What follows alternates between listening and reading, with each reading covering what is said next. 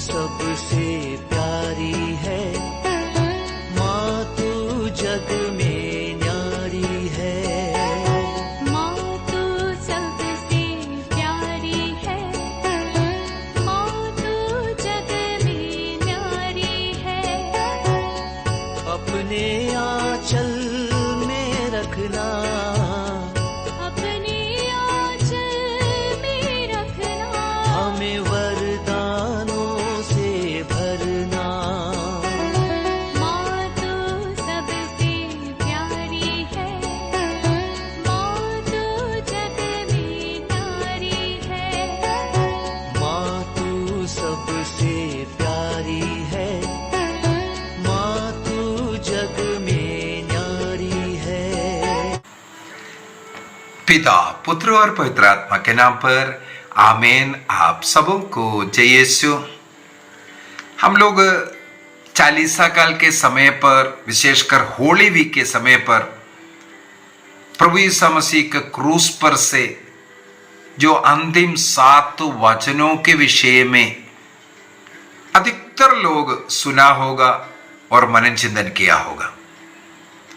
और उसी समय पर मैं पवित्र बाइबल के अंदर ईसा मसीह ने जो अपना आखिरी जो वचन, जो last word of Jesus Christ, ये क्या है बोल करके, जो प्रकाशना ग्रंथ अध्याय 22 का वाक्य 20 को, रेवलेशन चैप्टर 22 वर्स 20, कई जगहों पर, अन्य जगहों पर भी लिखा हुआ वो आखिरी वचन, ईसा मसीह का लास्ट वर्ड क्या था, उसके विषय में हम लोगों ने उस समय पर मनन चिंतन किया था। मैंने ही क्लास लिया था बाइबल के अनुसार ईसा मसीह का आखिरी शब्द क्या है, प्रभु यीशु मसीह के जल्दी आने के विषय में। और आज के इस क्लास में प्रभु यीशु मसीह का पहला शब्द योहन के सुसमाचार के अनुसार क्या है। मत्ती के अनुसार, मार्कुस के अनुसार अलग है, लूकस के सुसमाचार के अनुसार भी अलग है, योहन के सुसमाचार के अनुसार, क्योंकि योहन का सुसमाचार में ईसा मसीह का पहला शब्द उनके पब्लिक लाइफ में, लोगों की सेवा कार्य करने के लिए जब 30 साल की उम्र में निकला, तब उनका पहला वो जो वचन, वाणी को हम देखते हैं। तो उसके ऊपर आज हम लोग मनन चिंतन करेंगे। योहन का सुसमाचार, उसके अध्याय 1 वाक्य 38, जॉन चैप्टर 1 वर्स 38 में योहन के अनुसार ईसा मसीह का पहला शब्द, पहला सवाल यहां पर हम लोगों को पढ़ने के लिए मिलता है। मैं उसको पढ़ना चाहूंगा। जब ईसा मसीह को आते हुए देखा, तब योहन ने, वाक्य 35 से अगर पढ़ेंगे वहां पर मिलेगा, योहन ने फिर अपने 2 शिष्यों के साथ उस यरदन तट पर था। ईसा मसीह को वहां से गुजरते हुए देख करके ये कहते हैं, देखो ईश्वर का मेमना। वाक्य 36 हम सब जानते हैं, John chapter 1 verse 36। Isa Masih ने कहा, देखो ईश्वर का मेमना। वाक्य 28 वाला भी हमें मालूम है, ईसा मसीह को आते हुए देखा और इंट्रोडक्शन करता हुआ, और ईसा मसीह वहां पर बपतिस्मा देने के विषय में सब लिखा हुआ वचन। वाक्य 28 एवं वाक्य 29 में, देखो ईश्वर का मेमना जो संसार का पाप हरता है बोल करके, वही ईसा मसीह उसी स्थान से फिर से अगले दिन गुजरा था, दूसरा दिन गुजरा था। फिर से योहन ने कहा, देखो ईश्वर का मेमना। तो 2 शिष्य उनके साथ था, योहन के साथ। उन दोनों शिष्य ये सुनने के बाद ईसा मसीह, उन्हें छोड़ करके ईसा मसीह के पीछे गया। तब वाक्य 38 में, 38 में ईसा मसीह उन्हें, योहन के वो 2 शिष्य योहन को छोड़कर उनके पीछे आते हुए देख करके, उन्होंने मुड़ करके उनसे एक सवाल करते हैं। क्या कहा? क्या चाहते हो? क्या चाहते हो? ईसा मसीह ने सबसे पहले यही सवाल किया, क्या चाहते हो? आप प्रभु के पीछे आ रहा है, किसी गुरु को छोड़ करके आप यीशु के पीछे आया, अन्य गुरुओं को सब छोड़ दिया, अन्य विश्वास को, मूर्तियों को, अंधविश्वास को छोड़कर आप यीशु के पीछे हुआ। यहां पर यीशु एक सवाल करते हैं, बेटा बेटी क्या चाहते हो? यह सवाल केवल उन शिष्यों के लिए ही नहीं था, आज ये सवाल मेरे लिए और आपके लिए भी है। मेरे लिए और आपके लिए सवाल है, हम क्यों क्रिस्तीय बन करके, क्रिस्त का फॉलोवर बन करके क्रिस्त का पीछे हो रहा है? क्या चाहते हो? वहां पर शिष्य लोग, वो 2 शिष्य लोग क्या जवाब दिया? उन्होंने जवाब दिया, रब्बी अर्थात गुरुवर, आप कहां रहते हैं? उनको यह जानना था, आप कहां रहते हैं? तब यीशु मसीह उनसे कहते हैं, आओ और देखो। उन्होंने बोला नहीं है मैं फलानी जगह पर रहता हूं, बोला मेरे साथ आओ और देखो। आगे लिखा है, वो शिष्य लोग प्रभु के साथ गए और उनके साथ उस रात्रि में वहां बिताया।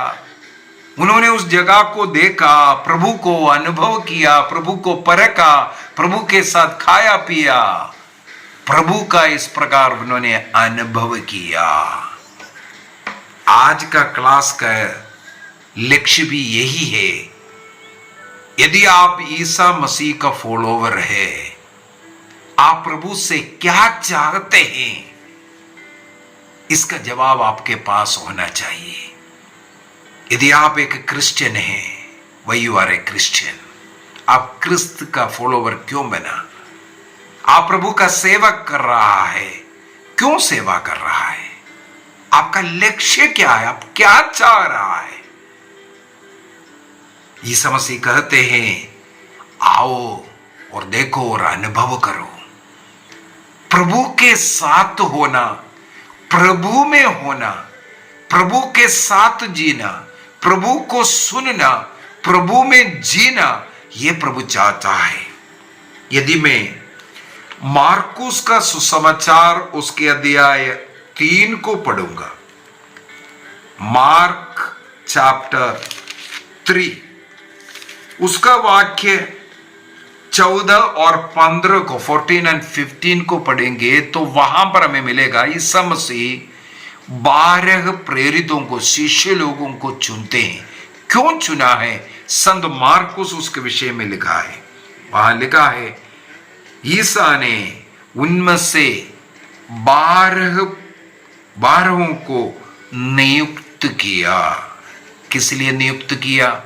जिससे वे लोग उनके साथ रहे। ईसा मसीह के साथ रहना है। योहन के 2 शिष्य लोग योहन को छोड़कर उनके पीछे हुआ। प्रभु ने कहा, आओ और देखो, साथ रह करके देखो। प्रभु चाहता है हम प्रभु के साथ रहे। इसके बाद आगे कहते हैं, वह उन्हें इसके बाद अपदूतों को निकालने और सुसमाचार का प्रचार करने के लिए अधिकार दिया और भेजते हैं। कैसे संभव है? जब हम प्रभु के साथ होंगे, प्रभु को परखेंगे, प्रभु को अनुभव करेंगे और प्रभु को धारण करना है। गलातियों का पत्र अध्याय 3 वाक्य 27 में हम लोग पढ़ते हैं, संत पौलुस लिख करके बताते हैं, जितने भी लोग ईसा मसीह के नाम पर जो प्रभु का बपतिस्मा ग्रहण किया है, उन्होंने प्रभु को धारण किया है। सबसे पहले हमें प्रभु को अनुभव करते हुए प्रभु को धारण करने की जरूरत है। प्रभु को धारण करने का मतलब है प्रभु का स्वभाव, प्रभु का आचरण, प्रभु का जीवनचर्या हमारा बनने की हमें जरूरत है। वचन को पढ़ना चाहूंगा।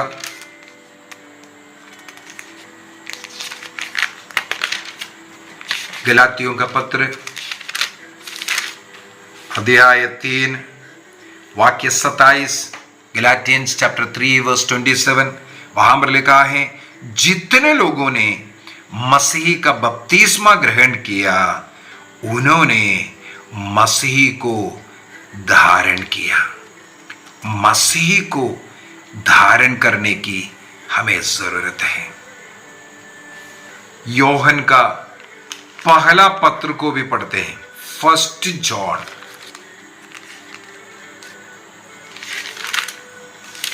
फर्स्ट जॉन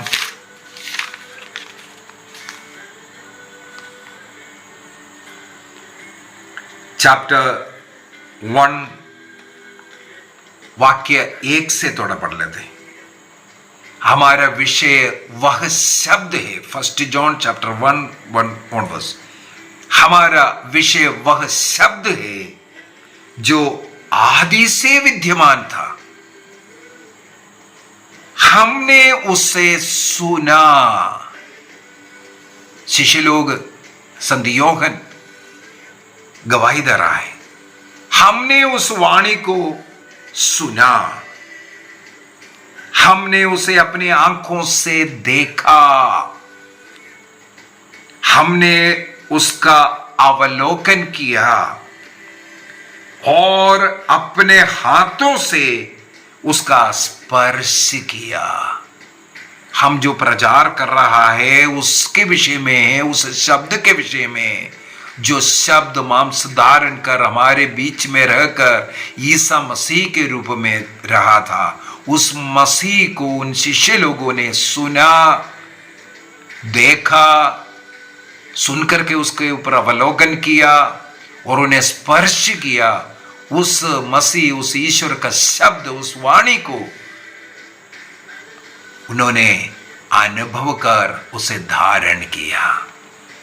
इसके बाद उस शिष्य लोगों को देखने वाले लोग बोलने लगे, ये भी उस नाजरी, ईसा नाजरी के समान है, ये भी उनका चेले लोग हैं। उनका जीवनचर्या, उनका वार्तालाप, उनका व्यवहार देखने वालों को पता चला कि ये ईसाई है। हम लोगों को इस प्रकार का जीवन जीने की जरूरत है। इसका मतलब है सबसे पहले प्रभु को हमें धारण करना है।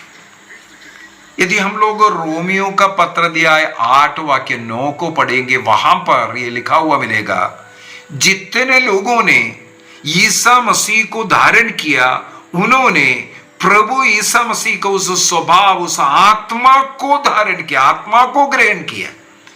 जितने लोगों में ईसा मसीह की आत्मा विद्यमान है केवल वही मसीही है।